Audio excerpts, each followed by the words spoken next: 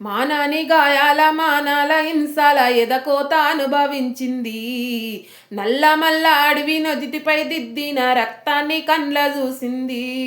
రాజ్యమేలే రాజుల చేతిలో రక్తసిక్తంగా మారింది అడవి. రామశిలకల కంటాలు నులిమేస్తే కంట నీరు తీసింది తల్లి. రాజ్యహింసను కొల్లగొట్టాలని రాజ్యహింసను కొల్లగొట్టాలని ఆయుధాలనిచ్చింది జమ్మి. పురిటి నొప్పుల తల్లి కన్నా అడవి తల్లి మనసు గొప్పది. కడుపుల పెట్టుకొని కాపాడుకున్న కొడుకుల్ని కాల్చి వేస్తుంటే కొయ్యూరు అడువమ్మ కొంగున తెచ్చుకొని గుండెల్లో చితి పేర్చుకుంది.